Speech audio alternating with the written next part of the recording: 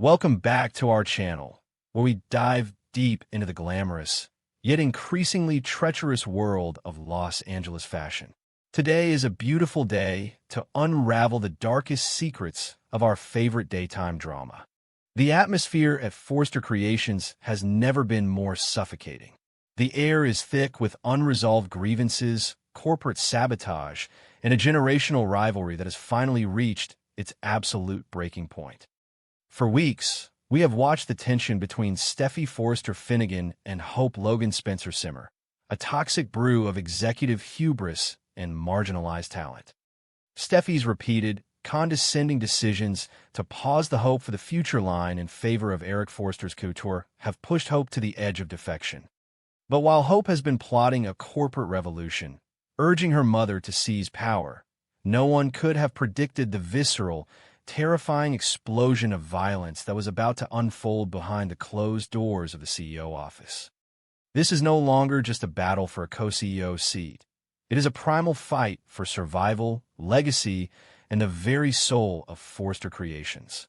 To understand the sheer magnitude of the impending catastrophe, we must first examine the psychological state of Brooke Logan Forster. For decades, Brooke has navigated the treacherous waters of the Forster family dynamic, often relying on her sensuality, her business acumen, and her undeniable connection to Ridge Forrester to secure her place. However, beneath the polished exterior of the seasoned executive lies a fiercely protective, almost dangerous maternal instinct. Brooke has watched Steffy systematically dismantle Hope's confidence, treating her daughter's life work as a disposable afterthought.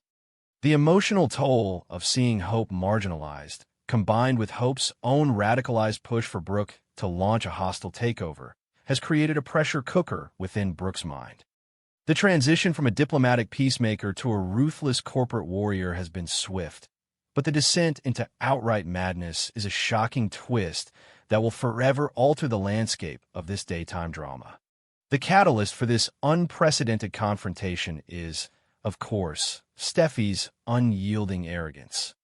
Operating with extreme executive hubris, Steffy has ignored the prophetic warnings of Carter Walton, who explicitly reminded her that pushing Hope too far has historically led to devastating corporate coups. Steffy, blinded by her own authority and her deep-seated disdain for the Logans, believed she was untouchable. She assumed that her position as co-CEO shielded her from any real consequences, dismissing Hope's threats of defection to the rival Logan brand as mere temper tantrums. Steffy failed to recognize that she was not just fighting Hope. She was awakening a dormant monster in Brooke. The design office, usually a sanctuary of creativity and elegance, is about to become the stage for a psychological thriller, a space where the glittering facade of high fashion is stripped away to reveal the ugly, desperate reality of absolute power.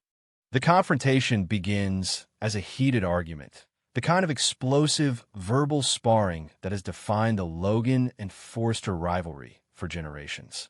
Brooke confronts Steffy about the continuous, humiliating suspensions of the Hope for the Future project. The air crackles with animosity as Brooke demands respect for her daughter, her voice trembling with a mixture of rage and desperation.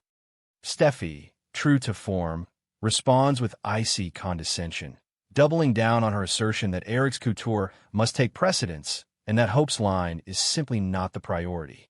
Every dismissive word from Steffy's lips acts as a spark hitting a powder keg. Brooke's frustration, brewing for months, suddenly boils over, shattering her carefully maintained composure. The argument transcends corporate strategy. It becomes a deeply personal indictment of Steffy's character, a fiery condemnation of the Forster family's systemic abuse of the Logan women. It is in this exact heart-stopping moment that Brooke completely loses control. The psychological dam breaks, and the polished executive vanishes, replaced by a mother pushed to the absolute brink of insanity. In a move that will be forever etched into the darkest annals of Forster history, Brooke's eyes dart across the design table, locking onto a pair of heavy, professional fabric scissors. These shears, normally tools of creation, with a swift, fluid motion born of pure adrenaline. Brooke snatches the cold steel from the table. The sheer weight of the scissors in her hand seems to anchor her to this terrifying new reality. The atmosphere in the room instantly shifts from a corporate dispute to a hostage situation. The silence that follows the metallic scrape of the scissors against the table is deafening, a vacuum of sound that sucks the oxygen straight out of the room. Steffi's initial reaction is one of bewildered shock, a fleeting moment where her brain refuses to process the impossible image before her. But as Brooke advances, the madness burning fiercely in her eyes, Steffi's bewilderment morphs into primal fear. Brooke does not just hold the scissors. She wields them with a terrifying, unhinged purpose. With shocking physical strength, Brooke backs Steffy into the corner of the office, pinning the powerful co-CEO against the pristine, white wall. The sharp, gleaming blades of the fabric scissors are held dangerously close to Steffy, a silent, deadly threat that requires no translation. The physical proximity is suffocating. Steffy can feel the heat radiating from Brooke, can hear the ragged, shallow breaths of a woman who is completely detached from reality. The power dynamic in a room is violently inverted in the span of a heartbeat. The imagery of this scene is profoundly disturbing, a stark contrast to the glamorous world of Los Angeles fashion. Here is Brooke Logan, a woman synonymous with romance and beauty, transformed into a terrifying specter of vengeance, wielding the very tools of their trade as a weapon. Her eyes, usually so expressive and full of warmth, are now cold, hollow, and burning with a feverish intensity. She glares at Steffy with a hatred so pure and unadulterated that it seems to lower the temperature in the room. Brooke's voice, when she finally speaks, is not a scream, but a low, dangerous hiss that vibrates with lethal intent. She declares, with absolute, terrifying conviction, that Steffy has stolen enough of Hope's youth, her talent, and her relentless effort. The accusation hangs in the air, a heavy, suffocating truth that Brooke is finally forcing Steffy to confront at the tip of a blade. Brooke's demands escalate from mere verbal condemnation to outright extortion. This is no longer about reinstating a fashion line. This is about exacting a bloody toll for years of perceived injustice. With the scissors gleaming ominously, Brooke forces Steffy to reach for her phone. The demand is clear, concise, and utterly horrifying.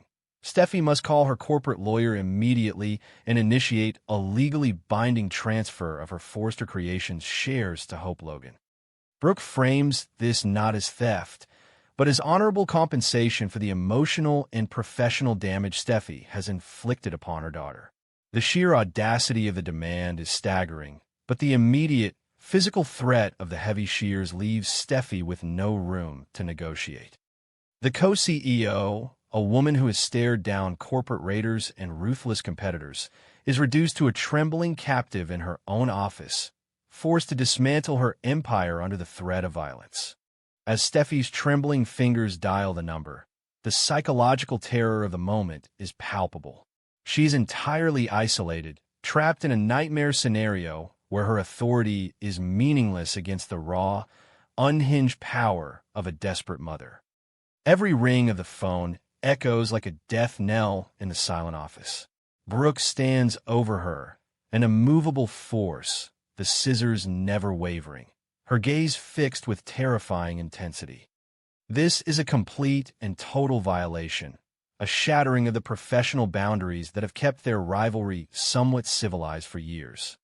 Steffy is forced to articulate the transfer of her shares, her voice shaking as she betrays her own legacy to save herself from the madwoman standing before her.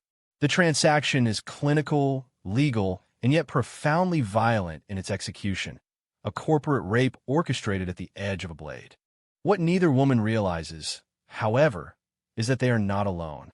Through a narrow crack in the heavy oak door of the CEO office, Ridge Forrester stands paralyzed, an unseen witness to the destruction of his world.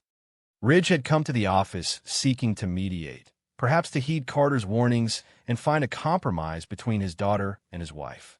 Instead, he is greeted by a tableau of pure horror. The visual framing of the scene from Ridge's perspective is a masterclass in psychological torture. He sees the woman he loves, his Logan, the beacon of light in his life, transformed into a ruthless, violent extortionist. He sees his daughter, the formidable Steffy, cowering against the wall, stripped of her dignity and forced to surrender her birthright. The crack in the door serves as a lens through which Ridge's entire reality is irreparably fractured. The psychological shock that hits Ridge is seismic, a devastating blow that shatters his fundamental understanding of the woman he married. For years, Ridge has defended Brooke, excusing her indiscretions and championing her heart. He has frequently criticized Steffy for being too harsh, too unforgiving, even recently realizing that he had created a monster in Steffy's executive persona. But as he watches Brooke wield those heavy fabric scissors, the chilling realization dawns on him. Brooke is capable of a darkness far more terrifying than anything Steffy has ever demonstrated. Steffy's cruelty was corporate. Brooke's cruelty is visceral, physical, and profoundly unhinged. The image of Brooke's mad, burning eyes will be seared into Ridge's memory forever, an indelible stain on their epic romance. He cannot unsee the monster she has become in her blind, fanatical devotion to hope. Ridge's paralysis is born of a deep, agonizing conflict. To intervene is to acknowledge the madness, to step into the line of fire, and to potentially escalate the violence. He is trapped in a state of suspended animation, watching as the lawyer on the other end of the line confirms the initiation of the share transfer. The sheer efficiency of the extortion is chilling. Ridge is forced to confront his own culpability in this disaster. By failing to protect Hope from Steffy's condescension, and by failing to check Brooke's escalating ambition, he has allowed this toxic environment to fester until it exploded into violence. The silence of his observation is a heavy, guilty burden. He is watching his family tear itself apart, not with contracts and board meetings, but with cold steel and raw terror. As the call concludes and the legal machinery for the share transfer is set into motion, the immediate aftermath in the office is suffocating. Brooke slowly lowers the scissors, the adrenaline beginning to ebb, leaving behind a cold, terrifying resolve. She does not apologize. She does not break down in tears. She simply stares at Steffy with a chilling finality, a silent assertion that she has done what was necessary to protect her blood. The shares may have been transferred, effectively handing Hope the power she so desperately craved, but the cost of this victory is immeasurable. The air remains heavy with the unspoken trauma of the event. Brooke turns and leaves the office, walking past the door where Ridge hides, completely unaware that her husband has witnessed the darkest moment of her life. Left alone in the office, Steffy slides down the wall, the adrenaline crashing out her system. The humiliation of the extortion is a burning, acidic pain in her chest. She, Steffy Forrester, the undisputed queen of the fashion world, was brought to her knees by Brooke Logan. Her breath catches in her throat as she stares at the empty space where Brooke just stood. The reality of what just transpired is almost too massive to comprehend. She was assaulted, threatened, and robbed in the very sanctuary she built. But as the initial wave of paralyzing fear subsides, it is rapidly replaced by an emotion far more dangerous and potent. The trauma of the assault acts as a dark incubator for a consuming, venomous rage. The realization that her legacy was stolen at the point of a blade ignites an inferno within her soul that will not be easily extinguished. The seeds for a bloody, merciless revenge have been deeply and permanently sown into the fertile ground of Steffy's shattered pride. Brooke has decisively crossed a line from which there is absolutely no return, introducing physical violence and criminal coercion into their long-standing dynamic. Steffy's brilliant, strategic mind instantly begins to pivot from victimhood to absolute vengeance. She will not simply try to win her shares back in a sanitized courtroom. She will seek to destroy Brooke Logan completely and utterly. The psychological damage inflicted upon Steffy will manifest in a retaliatory strike that will make Brooke's scissor-wielding madness look like a child's game. The undeniable truth is that actions have terrifying consequences, a lesson Carter Walton tried desperately to impart but failed to make them understand. The consequences of Brooke's unhinged assault will ripple through the generations, destroying families, shattering marriages, and leaving a legacy of trauma that no amount of haute couture can ever conceal. The Logans may have won the battle in that suffocating CEO office, but they have ignited a war that will leave nothing but ashes in its wake. The stage is set for the darkest chapter.